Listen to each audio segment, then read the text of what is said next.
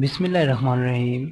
आज हम secondary biology chapter number 1 के अंदर एक्सक्रीशन इन एनिमल्स, ठीक है, एक्सक्रीशन इन रिप्रेजेंटेटिव एलिमेंट्स की बात कर लेते हैं। ठीक है, excretion in representative elements, sorry animals.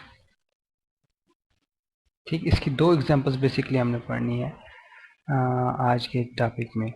एक हाइड्रा की, ठीक है, और second one is planaria. So ये दोनों ऑलमोस्ट फ्रेश वाटर या इक्वेटिक के अंदर आते हैं। ठीक है, this both comes in aquatic environment. Aquatic environment यानी ये पानी के अंदर मौजूद होते हैं ज़्यादातर। हाइड्रा और प्लेनेरिया ये दोनों माइक्रोस्कोपिक होते हैं। ठीक है, नॉर्मली आप इसे देख नहीं सकते, ये अगर आप देखेंगे तो बहुत छोटे छोटे नज़र आएंगे, माइक्रोस्कोपिक होंगे। ठीक है, खासतौर पर हाइड्रा बहुत छोटा होता है, प्लेनेरिया भी छोटा होता है, नॉर्मली बिल्कुल छोटी छोटी लाइनें सी नजर आएंगी पानी के अंदर अगर आप कभी इसे गौर से भी देखेंगे तो। So starting from excretion in hydra. ठीक है, अब हम एक्सक्रीशन इन हाइड्रा की बात करते हैं। सो ये आपको डायग्राम नजर आ रही है एक हाइड्रा की, एक्सक्रीशन इन हाइड्रा। तो जो हाइड्रा होता है यानी it is a simple organism, बहुत सिंपल सा ऑर्गेनिज्म होता है, डिप्लोब्लास्टिक होता है, इसकी दो लेयर्स होती हैं। ठीक है, it consist of two layers of cells. ठीक है, दो लेयर्स होती हैं सेल्स की, एक अंदर की होती है लेयर और एक उसके मुकाबले में बाहर की होती है। एक एंडोडर्म होती है, इस एंडोडर्म, और एक मेसोडर्म होती है। सही, चलो यहाँ पे लिख देता हूँ मैं, यानी एक होगी एक्टोडर्म बाहर की तरफ और एक होती है इसकी एंडोडर्म, यानी दो सेल्स की लेयर्स होती हैं सिंपल। ठीक, अब इसमें जो वेस्ट मटेरियल है, मसलन कार्बन डाइऑक्साइड होगा या अमोनिया होगा, ठीक है, ये जनरल बॉडी के जरिए डिफ्यूज आउट हो जाता है। ठीक है, they simply diffuse out. Diffuse out से क्या मना है कि जो अंदर कार्बन डाइऑक्साइड की कंसंट्रेशन ज़्यादा होगी, बाहर कार्बन डाइऑक्साइड की कंसंट्रेशन कम होगी, तो ये अंदर से बाहर आ जाएगा। सिमिलरली बाहर अमोनिया कम होगा तो बॉडी के अंदर से अमोनिया जो है वो रिलीज होकर बाहर आ जाएगा। सही, अब इसमें वाटर वेस्ट प्रोडक्ट नहीं होता, क्यों? Because they are isotonic to their environment.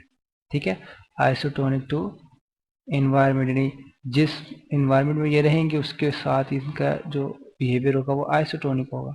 ठीक है, यानी इनके कह लें कि जो वाटर गेन होगा वो वाटर लॉस के इक्वल होगा। सही, यानी they will be in isotonic behaviour with the environment. दूसरा इसका सैनिटेरियन की कैटेगरी के अंदर आता है।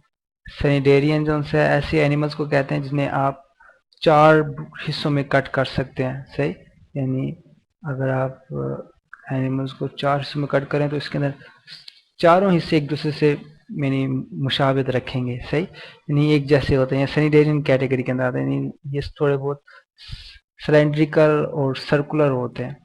सही, अब इसके अंदर आपको कोई स्पेशलाइज्ड एक्सक्रीटरी सिस्टम नहीं हुआ, यानी लास्ट में क्या लिखेंगे कि नो स्पेशलाइज्ड एक्सक्रीटरी सिस्टम। ठीक है, इसके अंदर कोई स्पेशलाइज्ड किस्म का एक्सक्रीटरी सिस्टम मौजूद नहीं है। सिंपली इसमें जो वेस्ट प्रोडक्ट होगा वो डिफ्यूज आउट हो जाएगा, यानी डिफ्यूजन के जरिए वो कह लें कि सराउंडिंग के अंदर चला जाएगा। सही, और दूसरा ये आइसोटोनिक एनवायरनमेंट होते हैं, यानी they are osmoconformers. Isotonic environment को दूसरा क्या नाम दिया था? ऑस्मो कन्फॉर्मर्स, यानी इन्हें अपनी बॉडी की वाटर कंसंट्रेशन को मेंटेन करना नहीं पड़ता। ठीक है, यानी जो सराउंडिंग में वाटर कंसंट्रेशन होगी वो इनकी बॉडी के अंदर होगी। सो ये एक केस था हाइड्रा के लिए। अब हम चलते हैं आगे, प्लेनेरिया की एग्जांपल लेते हैं। सही, प्लेनेरिया वैसे अगर आप शेप देखें तो इस तरह की होती है। ठीक है, और ये कह लें कि शीट लाइक होती है, बिल्कुल बारीक सा होता है। ठीक है, यानी इसकी विड्थ होती है लेकिन इसकी हाइट बिल्कुल जीरो होती है।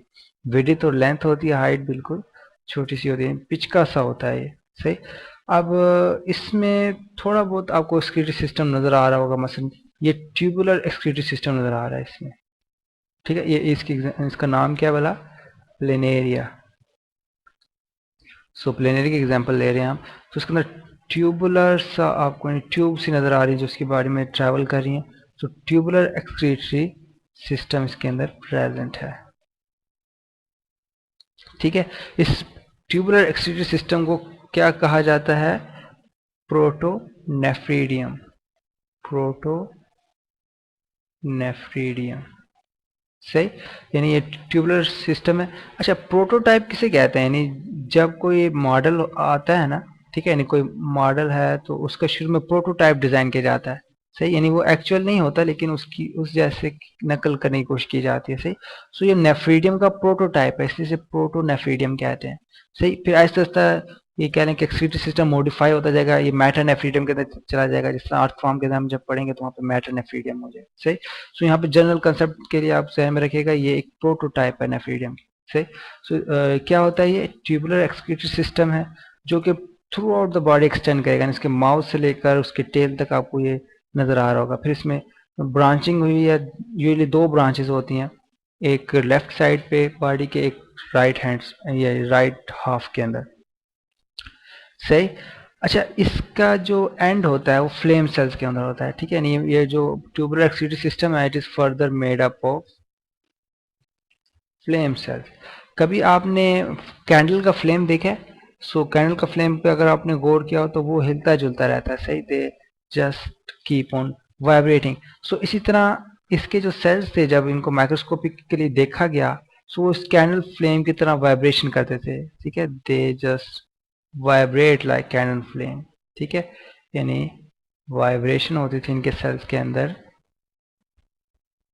लाइक अ फ्लेम, जिस तरह कोई शोला हिल रहा हो उस तरह की इनकी वाइब्रेशन थी, ठीक है। ये आपको फ्लेम सेल नजर आ रहा है, ठीक है। It is a flame cell, this one is a flame cell. और ये वही प्लेन एरिया जिसके अंदर आपको प्रोटोनेफ्रीडिया की ट्यूब्यूल्स नजर आ रही हैं।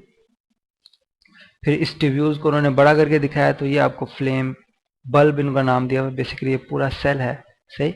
इसमें ये न्यूक्लियस आपको नजर आएगा और फिर बीच में सीलिया, जिस तरह कह लें कि धागों की शक्ल के अंदर इनके ना, यानी क्या लें, फ्लेम सेल जो है ना, इसकी चारों तरफ सेल मेम्ब्रेन नहीं होती बल्कि कहीं ना कहीं से ये खाली होता है बीच में, जिस तरह आपको ये नजर आ रहा है, जाली सी बनी होती है, ठीक है।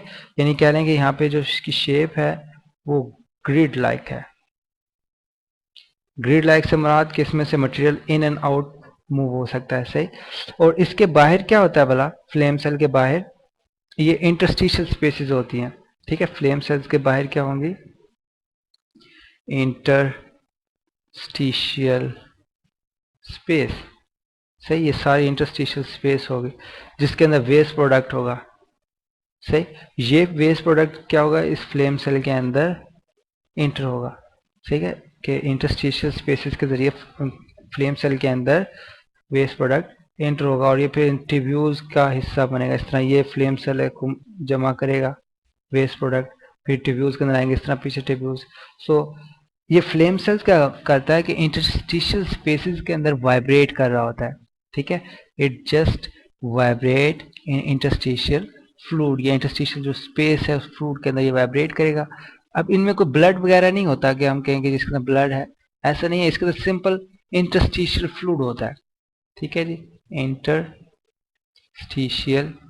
फ्लूइड, सेल्स के दरमियान एक फ्लूइड भरा होता है ऐसे, उन्हीं इंटरस्टिशियल फ्लूइड के अंदर फ्लेम सेल्स लोकेट करते हैं, ठीक है। यानी सेल्स के दरमियान जो फ्लूइड है उसी के अंदर फ्लेम सेल्स हैं।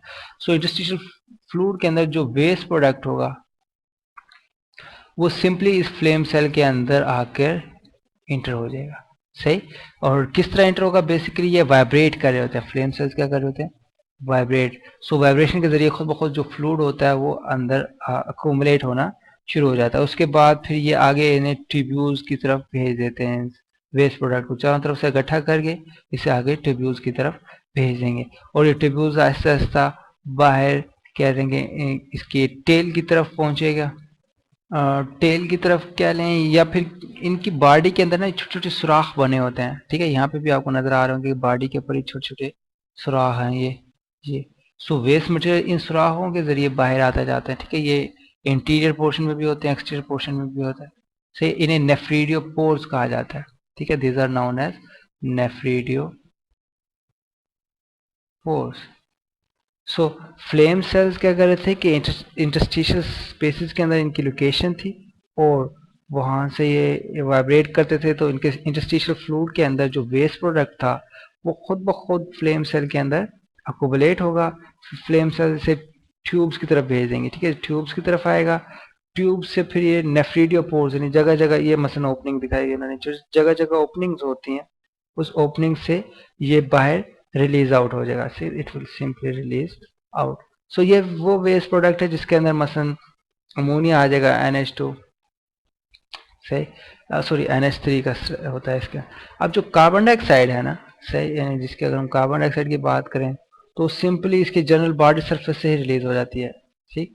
Carbon dioxide is simply diffuse out, ठीक है, diffuse out from general body surface, ठीक है। इसकी जनरल बॉडी सरफेस से ही जो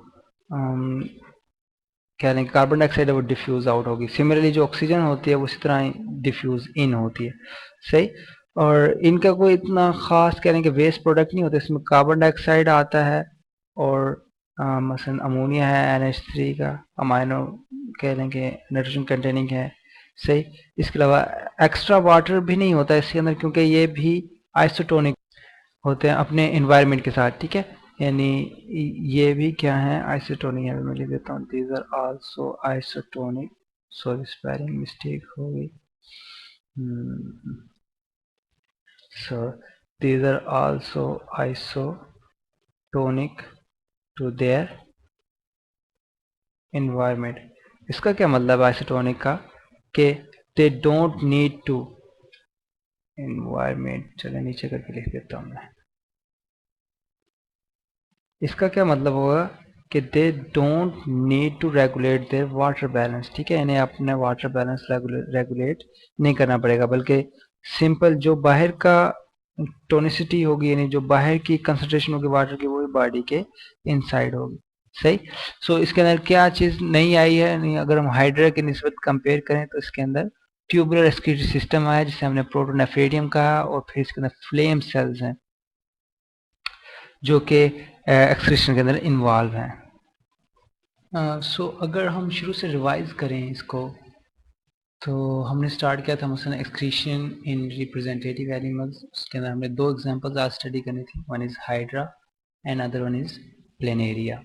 सो ये हमने बात की दोनों इक्वेटिक इन्वायरमेंट में होते हैं, माइक्रोस्कोपिक ऑर्गेनिजम्स हैं, और दोनों में एक चीज़ और कॉमन जो हमें पता लगी कि they are both isotonic, isotonic to environment, ठीक है, यानी इनकी जो वाटर कंसंट्रेशन है वो सेम है इन्वायरमेंट के लिहाज से, ठीक है। इसका मतलब दे आर सिंपली, अगर सिंगल लाइन में हम कहें, दे आर ऑस्मो कन्फॉर्मर्स, सही। सो अब हम रिवाइज करते हैं थोड़ा। तो हमने सबसे पहले हाइड्रा की बात की, तो हाइड्रा बहुत सिंपल ऑर्गेनिज्म था जिसमें हमने कहा मोस्ट इसकी सिर्फ दो लेयर्स होती हैं, डिप्लोप्लास्टिक एनिमल है ये, और आइसोटोनिक टू देयर एनवायरनमेंट, और सैनिटेरियन कैटेगरी के अंदर आता है। सैनिटेरियन से मुराद ये होता है कि इसे आप जिस तरह मर्जी यानी चार हिस्सों में कट करें आपको इक्वल शेप नज़र आएंगे, सही।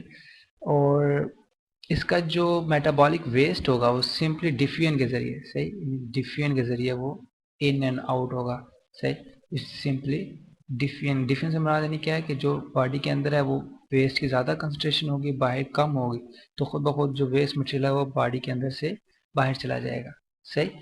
फिर हम आए प्लेनेरिया के अंदर। अच्छा, इसके अंदर कोई स्पेशलाइज सिस्टम नहीं था, ठीक है, हाइड्रा के अंदर कोई स्पेशलाइज एक्सक्रीटरी सिस्टम नहीं था, सिंपल डिफ्यूजन के ज़रिए प्रोसेस हो रहा है।